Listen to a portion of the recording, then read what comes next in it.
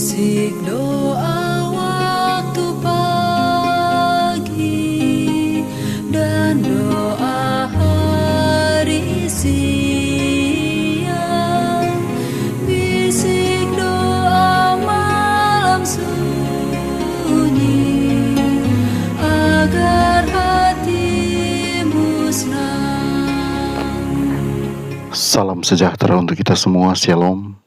Waktu yang indah ini mari kita siapkan hati dan pikiran kita. Kita akan merenungkan kasih Tuhan di dalam kebenaran firman-Nya. Sebelumnya mari kita berdoa. Bapa di sorga, kebutuhan kami saat ini ialah hadirnya kuasa Roh Kudus-Mu di tengah-tengah kami, menuntun hati dan pikiran kami, agar setiap firman yang akan kami baca dan renungkan, kami boleh pahami. Di dalam nama Yesus, nama yang indah, kami selalu berdoa dan mengucap syukur. Amin. Renungan hari ini berjudul Sukacita Terbesar. Ayat inti Kolose 3 ayat 13 dan 14. Sabarlah kamu seorang terhadap yang lain, dan ampunilah seorang akan yang lain apabila yang seorang menaruh dendam terhadap yang lain, sama seperti Tuhan telah mengampuni kamu. Kamu perbuat jugalah demikian. Dan di atas semuanya itu kenakanlah kasih sebagai pengikat yang mempersatukan dan menyempurnakan. Sangat indah dan menghangatkan hati ketika seekor anak kucing menggosok-gosokkan badannya ke kaki kita. Namun, jauh lebih berarti mendengar kata-kata manis atau merasakan pelukan yang penuh semangat dari seorang teman. Sukacita terbesar kita ditemukan dalam berbagi ide, rasa sakit, pandangan, pelukan, harapan, dan kasih dengan orang lain. Ketika Yesus mengajarkan tentang pelayanan, Ia mengutus murid-muridnya berdua-dua. Ketika Paulus dipanggil untuk melayani di Makedonia, ia mengajak Silas dan Dr. Lukas untuk menemaninya. Saat Saul merasa kesepian, ia meminta Daud mengisi keheningannya dengan musik. Ketika Dorcas bangun setiap pagi, ia membantu tetangganya. Orang-orang berada dalam kondisi terbaiknya ketika hidup untuk orang lain. Namun, hubungan dengan sesama juga seringkali menjadi tantangan terbesar kita. Manusia bisa sangat luar biasa, tetapi juga dapat mengecewakan. Disinilah Sang Pencipta berperan, memberikan pedoman hubungan melalui kasih-Nya yang sempurna. Ia mengajarkan kita cara mempraktikkan cinta melalui panduan berikut.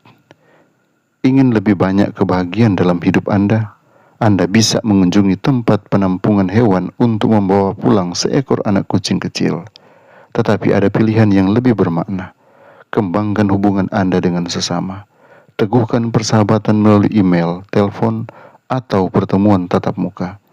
Bagikan cerita, bicarakan tentang keluarga, pekerjaan, atau hobi. Jadilah orang yang menyenangkan dan penuh harapan. Ketika bertemu seseorang di jalan atau pasar, lakukan kontak mata, ucapkan halo, atau komentari apa yang mereka kenakan atau tentang cuaca. Bicara dengan seseorang yang Anda cintai, singkirkan gangguan seperti komputer, TV, atau perangkat elektronik lainnya, dan fokuslah pada orang tersebut. Ajukan pertanyaan yang tulus, dengarkan dengan seksama, beri dukungan, tunjukkan kasih. Doa George Eliot sangat relevan untuk kita.